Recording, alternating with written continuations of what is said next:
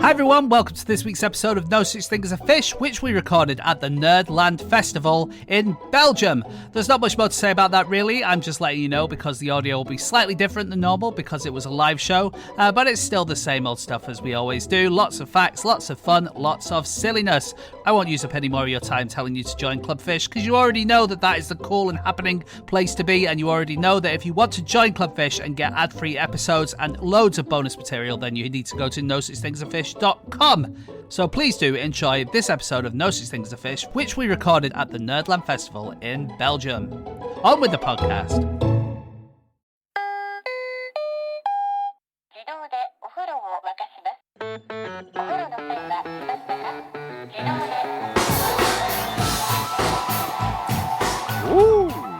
Hello and welcome to another episode of No Such Thing as a Fish, a weekly podcast, this week coming to you live from the Nerdland Festival in Belgium!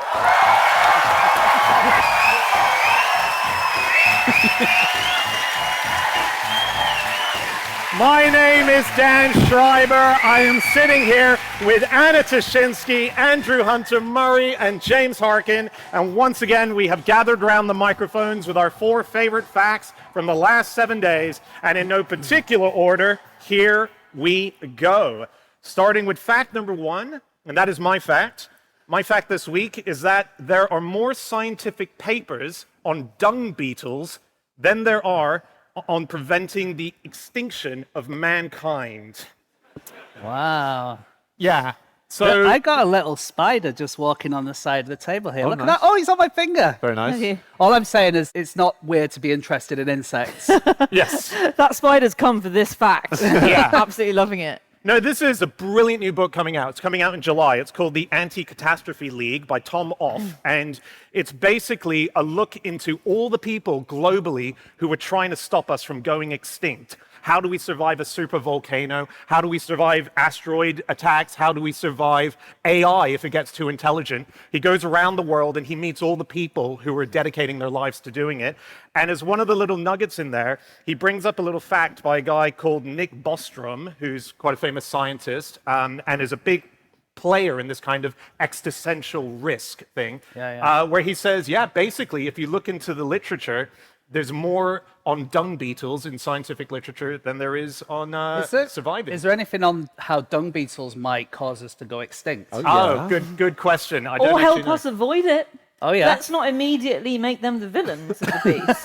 If the dung beetles went on strike, then... Yeah, we'd be up to our necks in... Exactly. Yeah? We'd be in the shit, literally. Yeah. In the shit. So we need to kill all dung beetles. No. Okay, that's what it sounded like. So how is the world going to end, according to your mate? Oh, there are so many different ways. I should just say, just for context, in 2018, there was a Google Scholar search which showed 1,830 results for dung beetle-based papers, as opposed to 449 for human extinction and 940 for terms like existential risk and so on. It's more a metaphor for the fact that we're focusing more on things like insects than we are on these bigger problems. Well, that's because dung beetles exist, so they're easy to study. The end of the world doesn't exist. Yes, that's largely... And as far as we're concerned, it never will. Or the end of true. humanity, sorry, not the end of the world. It really pisses me off when humans do this. The world doesn't give a shit if we go extinct. The world's just going to keep on turning. And I think quite a lot of the people who look into it are talking about things that are so unlikely, aren't they? That you think, like, there was that... What kind of stuff, yeah. So there was an open letter written by a bunch of scientists recently. I think 38 of the world's leading scientists, Nobel Prize winners and the like, wrote an open letter with a warning: stop trying to create the mirror image of life on Earth, because it will wipe us all out. So, very dumbed down version, all proteins made of amino acids which are left-handed, which is just all about the way they spin. We don't really know why all life is built out of these left-handed amino acids. But scientists can now synthesize in labs right-handed amino acids, and that could be super useful for lots of things. It can make better drugs, so it could really, it could defeat a lot of sort of natural biological things. But it could also wipe us all out, because basically if you get a right-handed bacteria that we've created in a lab, nothing has evolved to beat it. A right-handed bacteria attacks our bodies, and our bodies don't even recognize it. It's they like don't even see it. It's like invisible. a left-handed cricketer or a tennis player. It's Nadal. Are they invisible? They're unbeatable. Yeah. Unbeatable. There you go. You can't play them. Another thing that's similar to that is a thing called strange matter. And this is if you get nuclear stuff and you squash it down, it can turn into this thing called strange matter. And if it comes and touches normal matter, then they can annihilate each other. And that thing that might happen is known as a strange conversation. And apparently, if you get a strange conversation happening anywhere in the universe, that could be the end of everything. It feels like we should be annihilating each other all the time. Is what you're saying. That's so funny. So there are big groups that are trying to work out how to save us all. And in 2005, this guy I mentioned, Nick Bostrom, who's a big best-selling author, who's a big name in science, he founded the Future of Humanity Institute. And where they look at these bigger problems, how are we going to survive as a species? So it was him. There's another guy who joined called Anders Sandberg. Very interesting character, Swedish scientist. He developed a bunch of ideas that he's been putting forward in the science world. But my favorite thing is he wrote a paper that asked the question, what if the entire Earth was instantaneously replaced with an equal volume of closely packed but uncompressed blueberries? Okay. He picked big, thick-skinned, high-bush blueberries because Okay. he thought that was best for it. And so what's going to happen? It's a very hostile world, James. Wait. It's not good. Oh, Yeah. I was gonna guess nothing at all happens because that's the answer half the time. Because think- it would. Small blueberry farmers go out of business quite quickly. That's true. Yeah, That's true. No, he said if you were standing on blueberries, it might be possible in theory that we could survive. However, almost immediately they would begin to compress rapidly, and then air would start erupting everywhere, causing great earthquakes, and then the entire environment would be completely filled by boiling jam and steam, and we would live in just a big, crazy jam world. But is this like? Sorry, has he got funding to find out that this is a bad idea? Yeah. Yeah, and you're But saying who's- there should be more papers like this. I'm saying this is the co-founder of an institution that's looking to work out how we survive into infinity. Okay, Yeah. so he was the co-founder with Nick Bostrom. Yeah, right? Bostrom, yeah. So one of Nick Bostrom's idea is the paperclip maximizer. yeah. And that is that you come up with an AI and you say to that AI, what we need is paperclips. But you don't give it any other instructions. You say to it, whatever you do, make as many paperclips as you can. And if you do that, they'll quickly realize that if they make too many paperclips, then the humans might come and turn the machine off. So they immediately decide to kill all the humans because they don't Yes. want to get turned off. Yes. And then they also realize that humans are made out of carbon and lots of different metals and Oh, stuff. no. And actually, we're quite good paperclip material. And so what you end up is the world with no humans, but a ton of paperclips. Pick up your paperclip. It's just a little eye looking back at you. It looks like you're trying to end the world. Very nice. It's beautiful. And the idea is that it would then go, well, we should make everything in the universe paperclips, and it would take over planets and set up paperclip factories and make more until all of existence was one big paperclip. Yeah. I wrote to Nick Bostrom, this scientist, a few years ago. Oh, yeah. Because I was researching something about the end of the world and I wanted his opinion of it. And he just sent me a rather nice line. I think you might like this. He said, some of our biggest problems are primarily political and ethical, and they'll need solutions in those realms. For a great future, we really need both capability and love. But if we could only have one, I'd pick love. And I would pick capability, personally. I think he's going to be disappointed from that because I think he was flirting with you. Oh, no. That was effectively a swipe left, Andy. You know, the good news about the end of the world, Yeah. if you think about it, is so what's one of the ideas for defeating it? Well, there's a guy you might not have heard of called Elon Musk, who talks a lot about terraforming Mars as being a way that humans could escape and go to another place. What's the main problem with Mars, the thing we need to do to it to make it livable? Like everything. We need Let's to stop all the Look- radiation. loads of stuff. Yeah, Get rid of the aliens. Okay. Yeah. Loads of stuff, not including that. But one of the big things is make it warmer, and we already know how to warm a planet. Oh, terrific. So, and as Elon Musk has planned, he has a plan to drop hydrogen bombs into the atmosphere Yeah, above great. Mars every few seconds, and that will release the carbon dioxide trapped in Mars's ice caps. Would we know that carbon dioxide warmed a planet unless we'd already experimented with this one? No. So, was it all part of the I long think game? it might be worth sending him up there, maybe with his ex-best mate. Wow. Dung beetles, Oh, yeah. Yeah. they don't just eat dung. Okay. Get out. Yeah. Some of them eat fungi. Some of them eat rotting fruits. Some of them eat carrion. I mean, none of them eat burgers. It's like, it's all pretty disgusting stuff. Decapitated millipedes. I read about that one. It's a dung beetle in Peru. It has given up eating poo, and they all have this kind of chisel shape on their head to shape the poo into a ball, which is what they normally do. But this one in Peru, it has given up eating poo, and it uses its chisel to decapitate millipedes. So at what point? That's an evolutionary question. It's just one dung beetle who goes, wait a minute. This is delicious compared with what I've been eating my whole life. Also, they don't eat very large pieces of poo. Okay. They're very fussy eaters, and they have a bad reputation as being like the slobs. Dung beetles specifically pick out nitrogen-rich tiny particles inside poo. Right. So actually, they hate the big bits of poo. Yeah, they're picking particles 2/1000ths of a millimetre big. Yeah. That's not a sizable meal. So is there actually any poo in that? It's all poo. It's all poo. Poo all the way No, through. because sometimes when I poo, there's corn in it, right? Okay. Oh my God. Okay. You're It's going to not- get extra materials. It's all poo once it's part of the poo. I think I'm not coming to Dan's restaurant. Okay. A single elephant can maintain 2 million dung beetles. Isn't that nice? Really? That is good. But then if that one elephant dies, then they're all out of business. Are they alive? That's true. Yes. Well, it's like a Trojan elephant kind of situation. No, they're not inside Oh, it. sorry. Oh. What did you say? What did you say? Well, I said sustain, not contain. The Ornithophagous taurus, the bull-headed dung beetle, it's kind of the poster boy for dung beetles. They can pull dung 1,000 times their body weight. wow. Nice. Which is the equivalent of me being able to pull an entire right whale's testicle made of poo.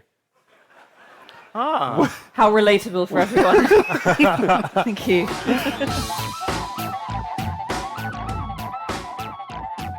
Stop the podcast. Stop the podcast. Hello, everybody. We wanted to let you know that this week we're sponsored by ExpressVPN. That's right. Now, Anna, I want you to imagine you're in the Serengeti. Lovely. Okay, there's a lion prowling around. Oh, you're an antelope.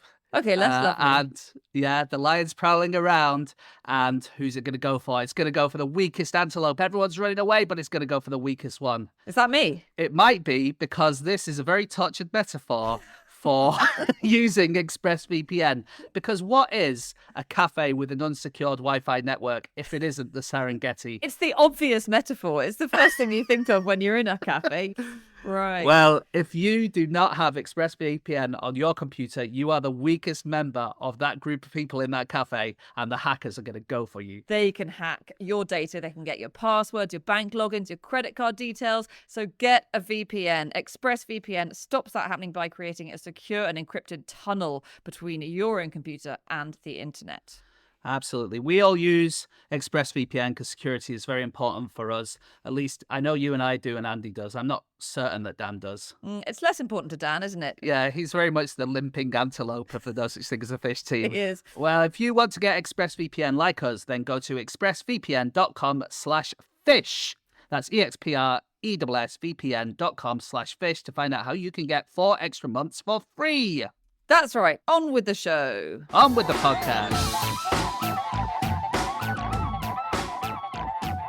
It is time for fact number 2, and that is Andy. My fact is, new Finnish doctors are officially issued with a sword. Short doctors get a short sword, and tall doctors get a long sword. And it's if you get a doctorate of medicine or philosophy or whatever, you get to wear a nice top hat, which we don't have in the UK. You see, because when you said this, I thought you meant doctors as in medical doctors. It is medical doctors, but it's also it's getting a doctorate. It's graduating, basically. Graduating, yeah. So fine arts, probably business, PhDs, whatever it is. And if you're under a certain height, you get a 76 centimeter sword. If you're a bit taller, you get an 81 centimeter sword. It's not a huge difference. The night before you graduate, you go to a traditional sword whetting ceremony where you have to go and sharpen your own sword.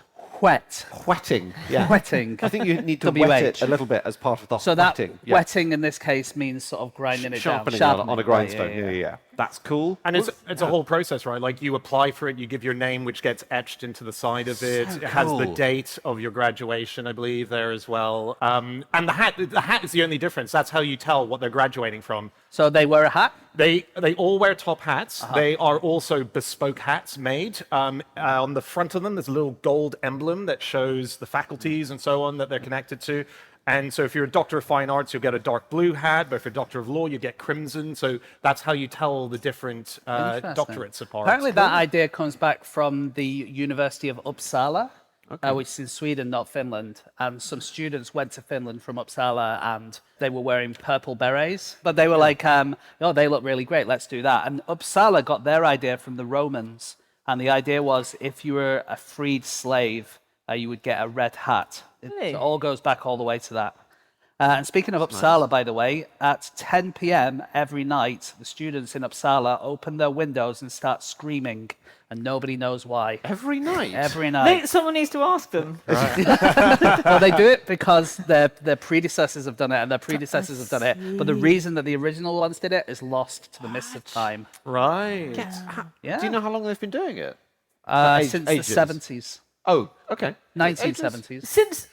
Someone must be alive there from the 70s. Yeah, but I think a lot was happening in the 70s that people don't really know why they were doing it. Yeah, right. You Yeah. mean they were all drugged up to their eyeballs. Got it. They didn't know why at the time. What did you guys do when you graduated? I can't remember. Nothing. I really can't. I'm trying to remember the ceremony because I was researching this fact. I can't Yeah. remember the day. I can't remember being there. Really? I have a memory of watching myself graduate from up high in the thing, but that can't be right. Whoa, so that maybe you nearly I did not have died? an out-of-body Okay, experience. all right. I didn't die. Okay. No, I just Oh, can't recall it at interesting. all. Yeah, I actually can't remember either. Really? Yeah. I can't either. You didn't graduate. That's true, but I, I just think it's not as big a thing. I mean, I didn't go to mine. As big a thing here is in somewhere like America, where it's obviously this huge deal. And I like in America the massive fanfare over who's going to do the commencement speech. And there's always this struggle between all American universities to get big celebs. It seems so random, like Taylor Swift, J.K. Rowling, Bill Cosby, Robert De Niro. You know, they're often, they're often not very proud of their choices. Taylor Swift? I know. A morally questionable choice, I agree. Blimey. But, Didn't you study at Edinburgh, Anna? Uh-huh. Yeah, I think you missed a massive opportunity when you didn't go to your graduation ceremony. 'Cause Did I? Everyone who graduates from Edinburgh gets tapped on the head with a hat that is made from the seat of the trousers of John Knox. Now, John Knox is not famous in the UK either, but he is important. He was the founder of the Presbyterian Church. He was a huge figure in Scottish history and Scotland's story. So when he died, a pair of his breeches were turned into the Geneva bonnet, and now hundreds of thousands of students have been gently bonked on the head with a hat that's made of his trousers. Oh, wow. Right. You missed the chance. Except about 10 years ago, they decided to do some restoration on the hat, and they found a note inside saying, Henry Banks, 22 Duke Street, 1849. So he was supposed to have been around in the 16th century. Yeah. So it's at least 300 years younger than they claim it to be. right. Yes. Yes. But it That's has true. been to space. It's been to space. Oh, well. Well, it hasn't been. Let me knock down your fact. It's that they tried to take it to space, didn't they? And the university said, no, you can't take these 100-year-old trousers, which we're pretending are 500 years old, into space. So they instead took a piece of cloth to space and then sewed it in when they got back. Do you know, nothing about this is making me regret not attending my graduation at Edinburgh. The graduation-related person I'm the biggest fan of is Chuck Schumer. Are you familiar with Chuck Schumer's work in graduations? No. So Chuck, I mean, why he's a little bit like John Knox. You're like, Chuck Schumer, who is that? He's a Senate Majority Leader, or was until very recently, a Democrat. And he's one of the people who does commencement speeches, one of the celebs. But apparently he's just does them all. So he's in New York, he's centre in New York, and if you've been to uni or primary school or secondary school, got a doctorate, an undergrad, a master's, he's rocked up. Some people think sometimes uninvited, just does the commencement speech. And there are Reddit threads of people going, I've been educated in New York. I've seen that sodding speech 5 times. It's always exactly the same. And apparently, if you're sitting in the audience doing a PhD and you've gone through all education, you can literally just mouth along the speech with Chuck Schumer as he says it over and over again. Wow. What an ego. Really cool. I have a favorite graduation person from America as well. Everyone does. Everyone has one. Benjamin B. Bolger.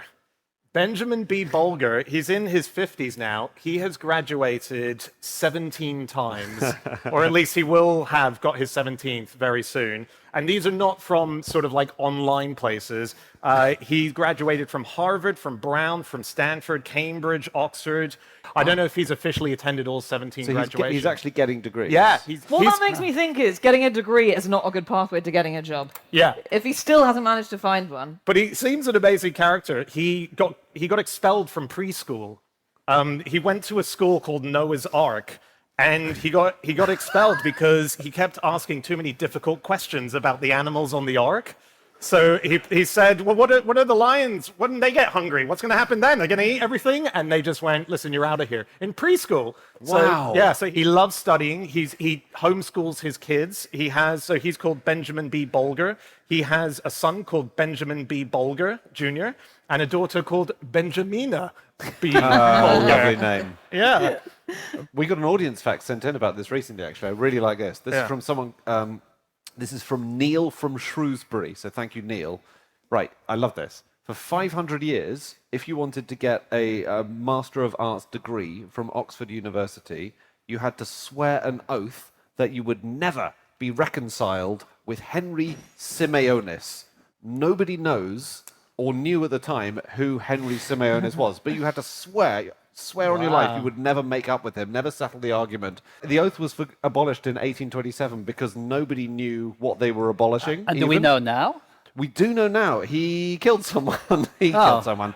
But in like 12 something. I mean, he killed someone 600 years before. It's been a long time. It's been a long time, and he was let back in. They started debating it 170 years before they decided, yes, let's remove this. We don't, like, even 170 years before, they thought, we don't need this anymore. But it took them that long to get rid of it. I just love that. Amazing. Yeah. That's very cool. In 2018, Norway police said to graduates that they should refrain from running naked across bridges or having sex on roundabouts.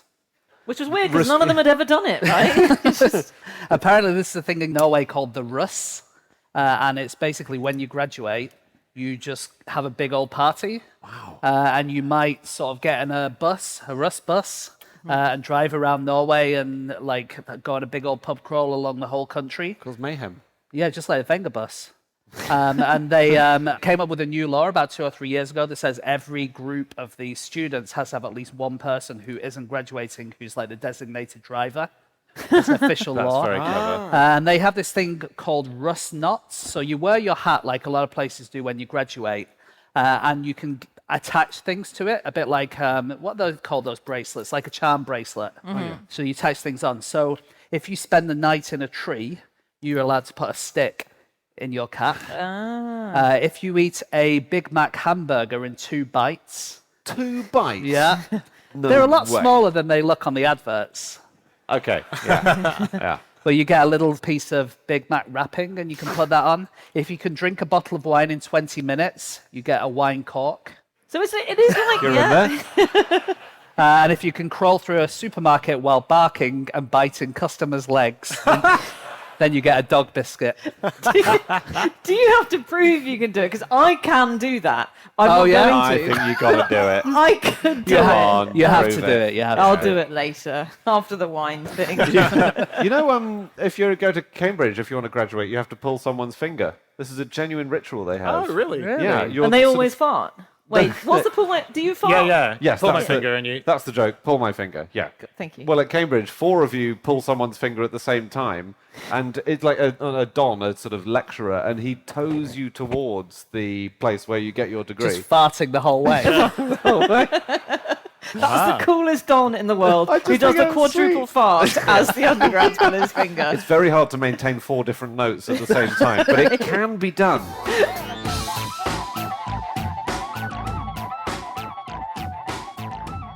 It is time for fact number 3, and that is Anna.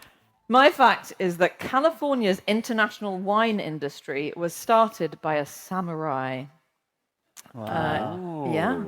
That does. It sounds like a ChatGPT made up that fact, doesn't it? Sounds like they've taken all of our facts from history Yeah. and just like the Portuguese sushi industry was started by a snowman. Or, Yeah, you know, it's they like- shoved two random nouns Come together. up with an amusing fact in the style of popular podcast, No Such Thing as a Fish. That's what I've started doing, okay? I'm busy life, I outsource. No, this is a real samurai. They also have swords.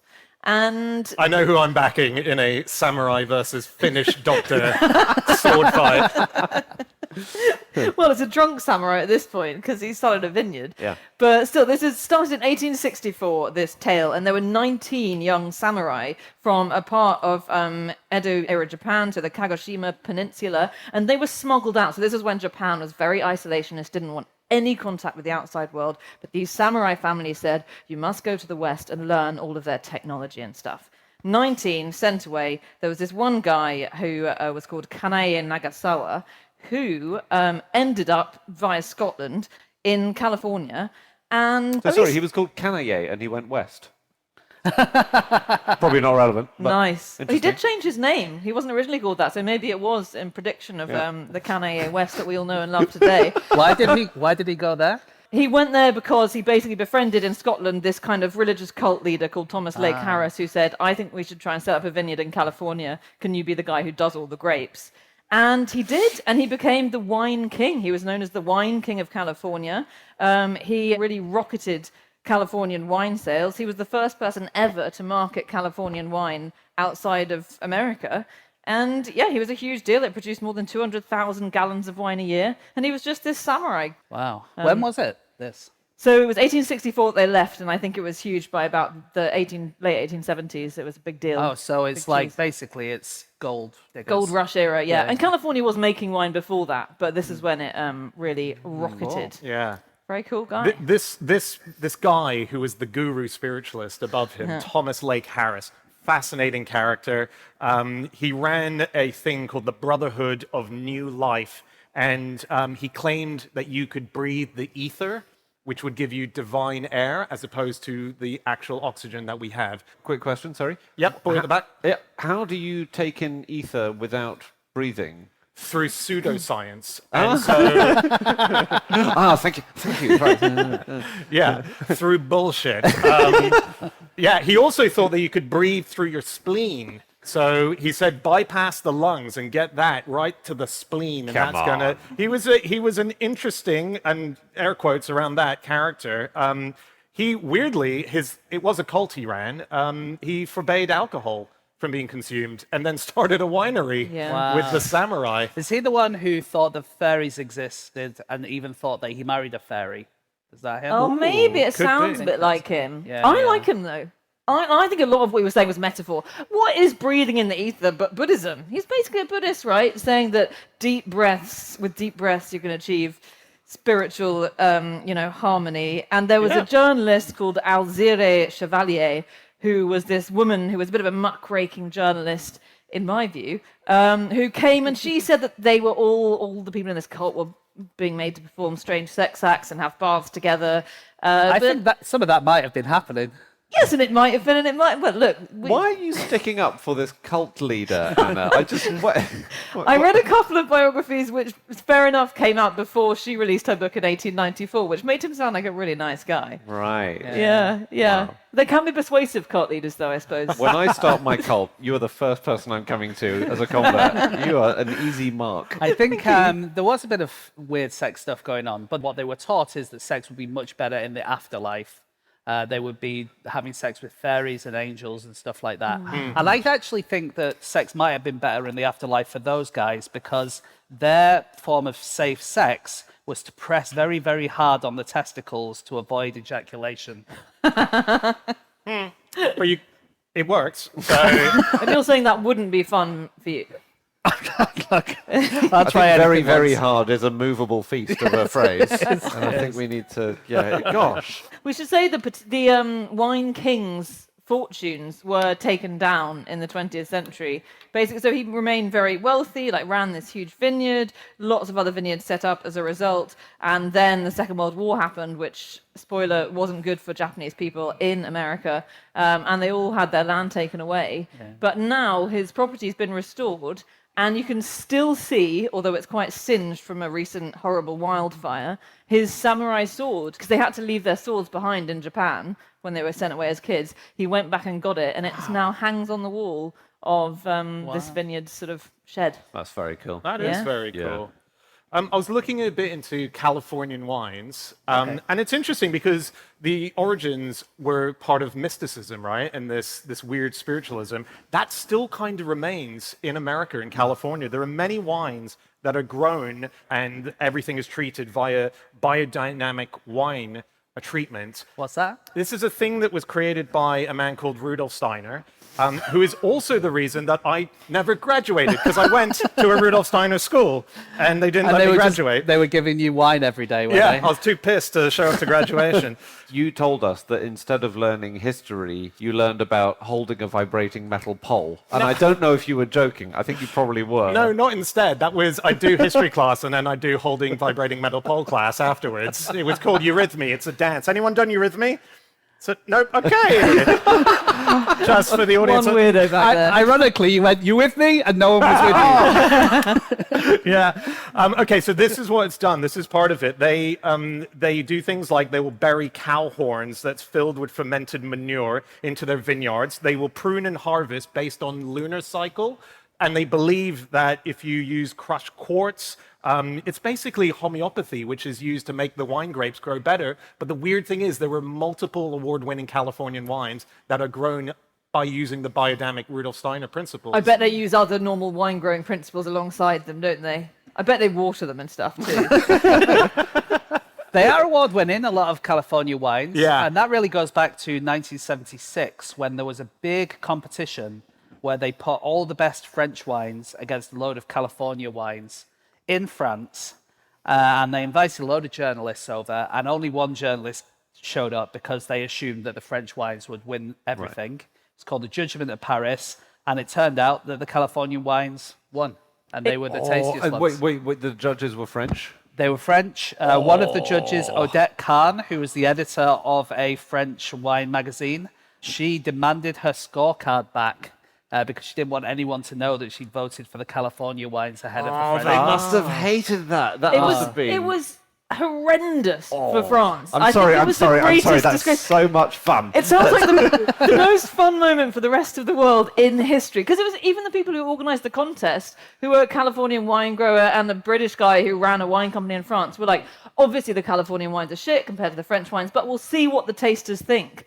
And the tasters were there, and they were... Sorry, I almost tried a French accent then, and I retreated really fast. But they were the best wine tasters in France, and they'd taste a wine and say, delicious, back in France again. And it would be from the Napa Valley. Oh, I love it. And they were just great. And they were fired. A bunch of them were fired from their jobs and cut out of wow, really? wine societies that they were in after bringing this disgrace to France. I'm going to get off the Eurostar on the way home tomorrow in Lille, and I'm going to ask them if they have any lovely Californian wine I've heard so much about. Oh, I can't wait. I can't wait. The thing is about wine tasting is a lot of it is kind of made-uppy, isn't it? Yeah, and it doesn't hold up to scrutiny, a lot of it. There was a guy called Robert Hodgson who did he actually made wine, and he checked the results of a load of competitions and found that his wines, in one competition, they'd get like 95%, and then another one, they'd get 65%, and it was exactly the same wine. Right. And he couldn't understand why, and so he did a study where he blindfolded wine experts and gave them 3 different wines and said, can you explain what they are, and give them a score out of 100. And they gave them all different scores, but he gave them the same wine 3 times. And there's been another one where they gave people 2 glasses of wine. One was white, one was red. And then they said, what do you think? And they're like, the red one, oh yeah, there's hints of berries and there's hints of jamminess and all this kind of stuff. But actually, it was white wine with red food colouring in it.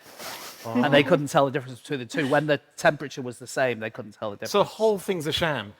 I wouldn't say the whole thing's a sham, but I think a lot of it is. Wow. Okay. I'm going to buy that €2 wine bottle I saw earlier there. Well, that's what all Anna drinks, isn't it? Exactly. Yeah. This is why stick to the hock, and And you'll be fine. Do you know what the fastest growing wine in the history of America's wine industry is? Fastest growing wine. Yeah. You mean As in- physically the grapes? No, sorry, I Oh, don't. yeah. I mean, as in they sold not many, and then loads, and then loads, and then even more. Have we heard of it? Is it? Possibly not. Oh, well, this is a shit. It's Is it a called- famous kind of wine? It's famous in America. It's called 2 Buck Chuck. sounds And it lovely. is white wine that costs $1.99 in dollars per bottle. Actually, now due to the cost of living, it is $3.49 per bottle. But for many, many years, it was started in 2002, and for probably about 15 years, they kept it under $2. And the way they did it is they just took all the bits that's left from all the different wine growers, and then they brought it to this factory and mixed it all together and sold it for cheap. But the thing was, their factory was in the Napa Valley, so they could put Napa Valley on all of the labels. I still don't think, however cheap, I'd buy a wine that had a synonym for vomit in its name. I think Yeah. work on the title. Yeah. Yeah. The first ever vineyard planted in California was in 1769, and it was by a man who used to whip himself with spikes. Okay. Okay. This was because wines were often grown, as you know, in Belgium, similarly with beer, by weird religious people. And he was one of them. And this was in San Diego, and he was a guy called Father Junipero Serra, which is weird because his name is Juniper, which is gin. And Syrah is a Confusing. kind of wine. Syrah is a Is kind it? of wine. I mean, he's all over the place. And yeah, he was a Franciscan monk, and he planted the very first Californian vines, and they were the main ones grown for about 100 years. But he also used to wear sackcloth with lots of spikes on the inside that jammed into him as he walked. And he You know what? The first monk to turn that inside out where the spikes on the outside is That a was genius. that was punk. That was punk. Yeah, punk, like it rhymes with monk is punk. Yeah, yeah. That's a mnemonic for whether you're talking to a monk or a punk.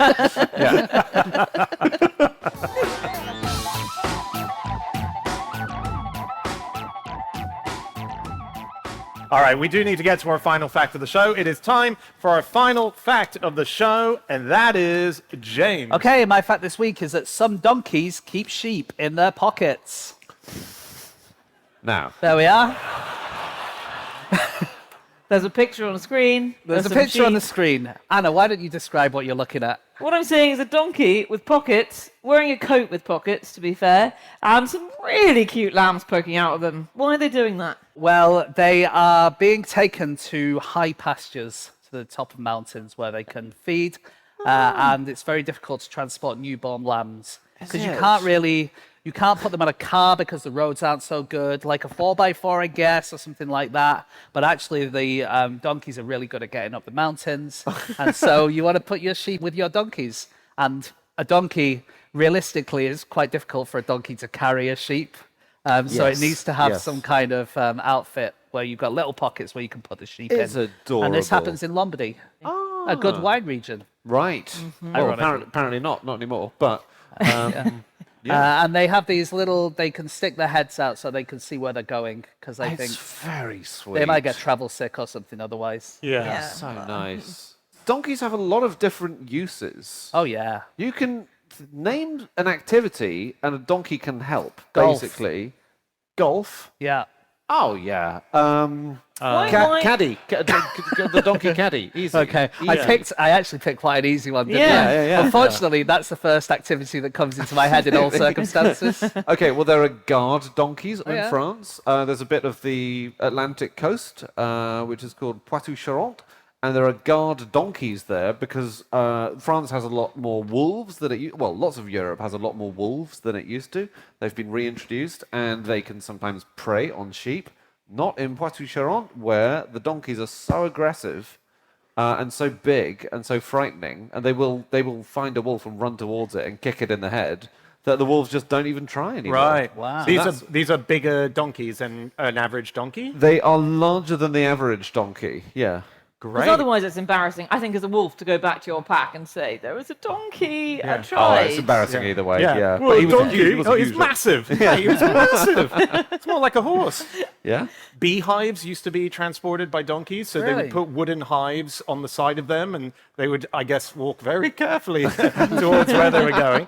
There's a story which kind of has like bled into legend, but I will continue to talk despite being a factual podcast, where supposedly the relics of saints, if they were transporting them, a donkey would transport it, because donkey is obviously very tied in to religious iconography. Right. Jesus, there was a donkey in the manger, according to the main story, and so on. And so Jesus rode on a donkey on Palm Sunday. yeah, so it's very much that. So the idea was that if you were taking It wasn't, relics, sorry, can I just say, I don't think the donkey was in the manger so much Yes. as beside it looking in. I think Jesus Wait. was on his own in the manger. What is the manger?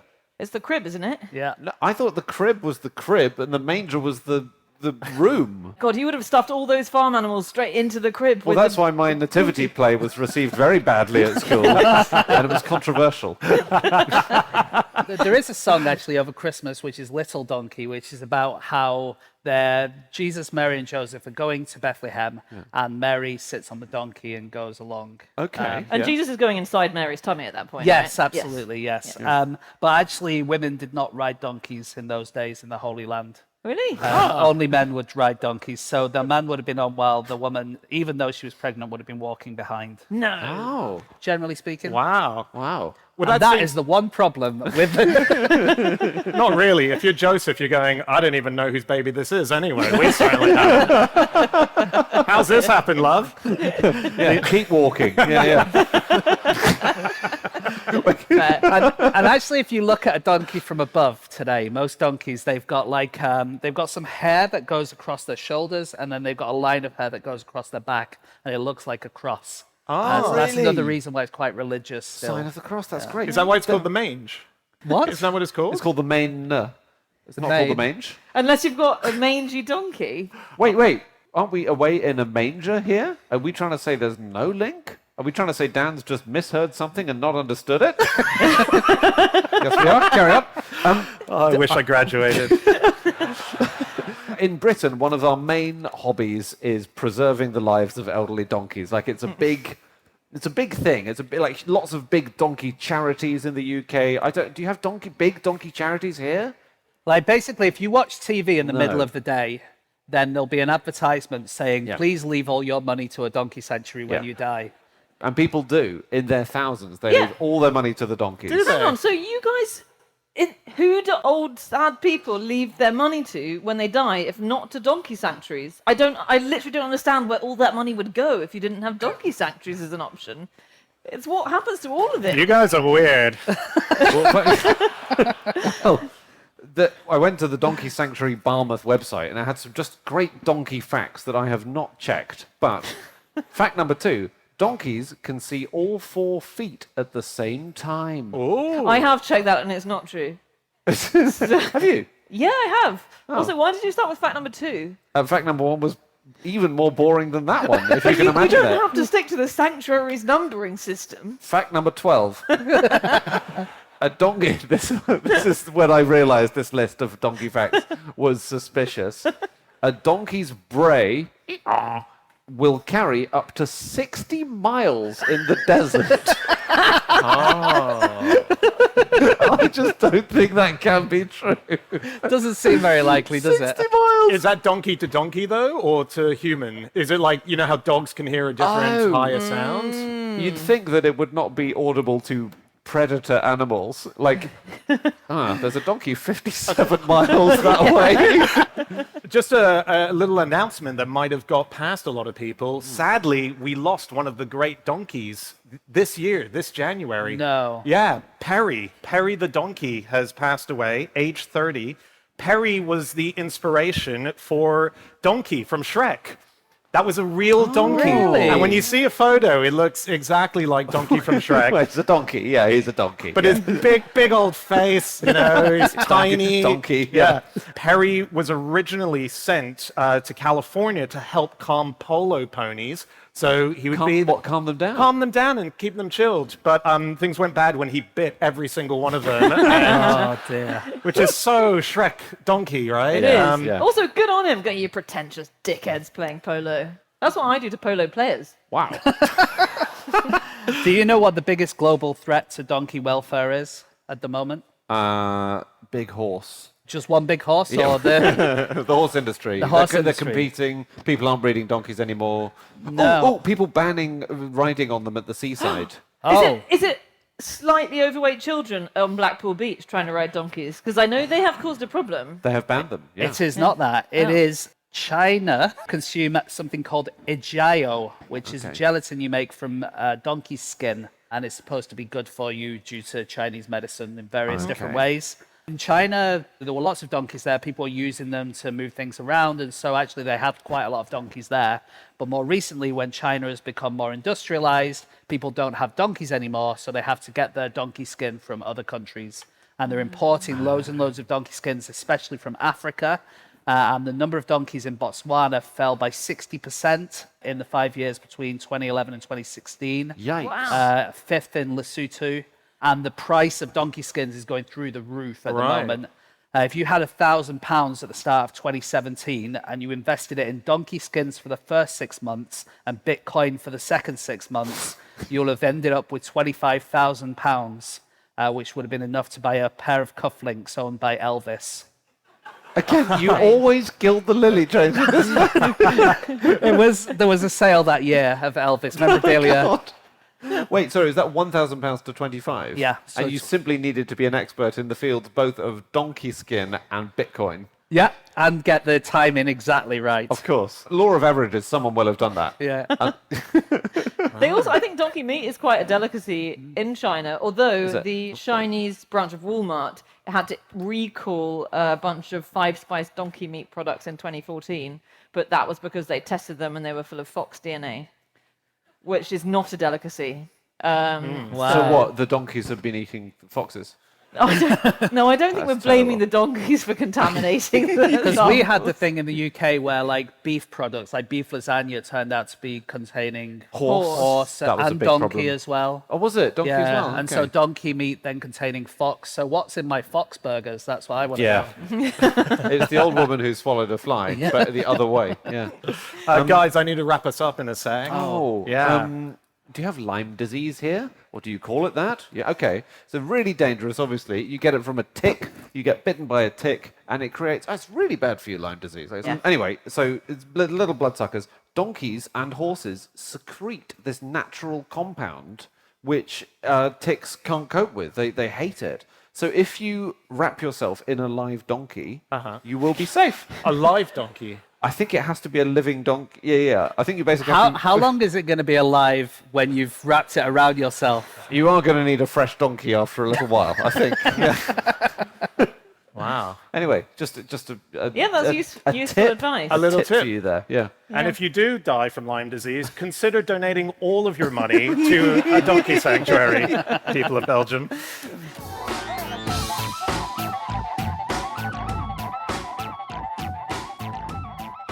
That is it. That is all of our facts. Thank you, all of you, for coming and sitting here and listening to us here at the Nerdland Festival.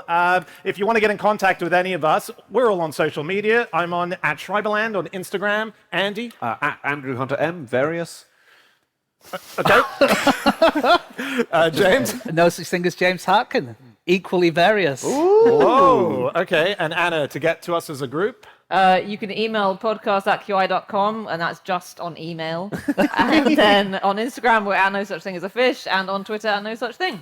Yeah, and obviously we have a website, nosuchthingasafish.com. If you want to check out all our previous episodes, go hang out there. But main thing is to say, thank you for having us for a third year in a row, Nerdland. We've really loved it. We will see you again, hopefully next year. Until then, goodbye!